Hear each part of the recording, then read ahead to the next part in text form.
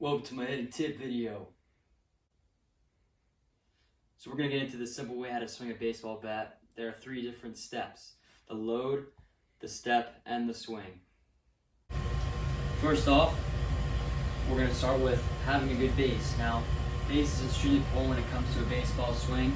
Balance is probably the key to making sure that you can get them as much power as possible out of your swing. I'm going to give both a good example and a bad example of what this looks like. So first off, I'm going to get into a stance. Now, a stance can be anything that you're personally comfortable with. For me, I like to go with my both feet even, making sure that my legs are semi-bent, so I'm already in that athletic stance, so I don't have to really change anything about my stance. So I'm going to get into my stance, right? My chest is already going to be a little bit over. Some people can start back, some people can start already over. Me personally, just kind of in the mix. When I go for a step, I'm going to make sure that my chest is over the plate. That's called being in good posture. So this is what a point of posture looks like. My chest is slightly over my knees. I'm in an athletic stance where I can have quick and agile movements. This is not being in posture. If I step like this when I have a baseball swing, I'm not going to get maximum power and I'm going to fall back. Or I'm going to take my hands out of the zone and I'm going to lose all the power out of my swing. Alright, now we're going to show you what to do after we get into good posture and we have a good planted foot. Now after we get into this good planted foot, right, we have our step and we're in a good spot and we have a good base. When we have a good base, we can have a quick and easy rotation with our hips, which is going to be a main source of power from our swing, which is basically powered by our core. And our hands are basically just going to follow, which we'll go over after we go over the load. So our load, when we have our load, it's not going to be a backwards movement to what a lot of people may think. A point of the baseball swing is to have as least movement as possible in order to maximize your potential. And because the more movement that you have, it's going to make it way harder for you to have a quick and simple movement to the baseball when a pitch is coming at you live. So when I'm in this stance, whatever stance I'm in, before I get to my stride and I get into posture, I'm going to have a load. Now for me personally, my load is not really back this way with my hands. This is what you really don't want to do because you're having that extra movement. My hands are actually going back into my shoulder blade, which is called my scap, which is a muscle where your shoulder is right here. It's going back into that muscle, and that's your loaded position.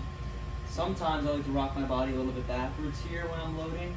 So before I step, I rock, and then I plant just a little like thing when it comes to timing to make it easier for myself and make it a smoother swing. Because if I start here, I load without moving my body back, and then I come forward. Now my weight's on my front foot, and then out of posture and balance. So now after we went over our load and our step, we're going to show you what it's like to be in our launch position, which is a 2-in-1 deal. When you get in your stance here, you do your load back, and then you get to your step here. This is your launch position.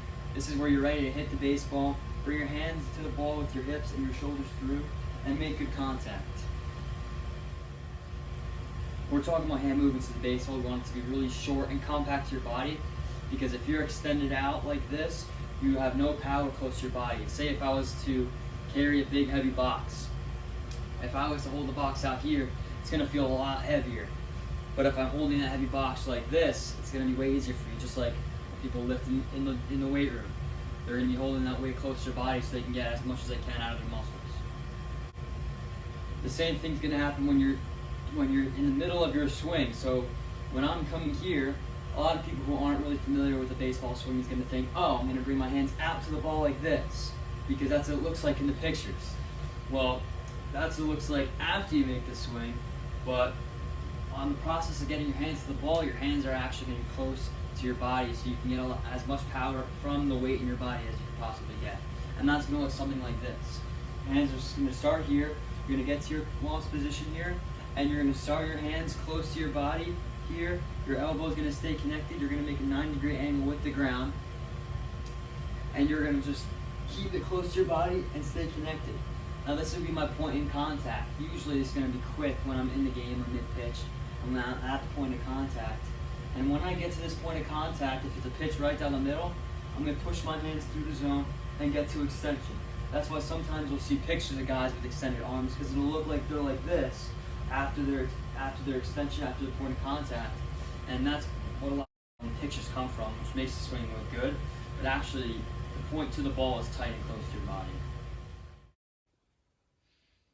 Another big point when it comes to swinging the baseball bat is having your feet grounded into the ground when you're incorporating it into your swing. After you get to your launch position, which we went over before, and we have our beginning of our swing, my knees start to do a shifting motion. They start to go like this. They kind of interchange with each other with my hips. So my hips are going to shake this way, and they're going to actually interlock with each other this way. This back heel is coming off the ground. Boom, my toes are pushing into the ground, all my force is going into the ground, and I'm sitting back on that back leg. Because if I have something, which is not a good example, like this, where I'm in a game, and the pitch is coming and I'm loading, now I'm here, now all my weight is on this front foot, none of it's back. I'm losing all the power off of this back foot into the ground. My knee is not over my foot, so anything that goes down on it is, I'm just not getting strong support like it would be for a bridge or something like that.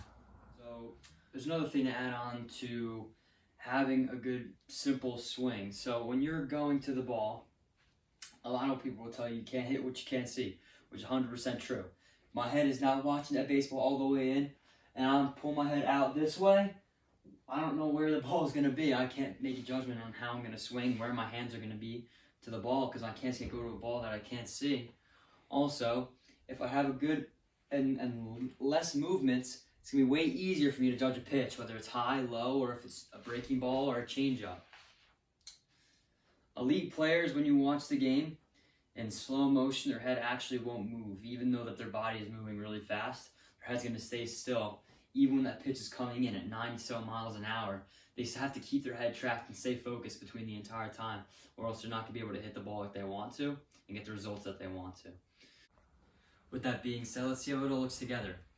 When you put a product like this together, it's not going to come naturally. Some people it may, but it takes a lot of time and effort, and you do have to look over yourself, take videos of yourself, and do this over and over again to have the muscle memory to do it naturally. So let's start from the beginning. So we talked about our base. So let's get to our base here. So we're in a good power position. Now my chest is over the plate slightly. I'm going to get into my load. So my load, my step right after it. So now I'm in my launch position. And then my swing's going to happen. So my hands are going to stay close to my body. My hands are going to come through contact. And then my extension after. I'm going to make sure that I finish high over my shoulder. Some people like to let go, but it has to be, make sure you do it after contact. Because if you do it too early, you're going to be swinging with one hand and you're going to lose all the power out of it and out of your swing.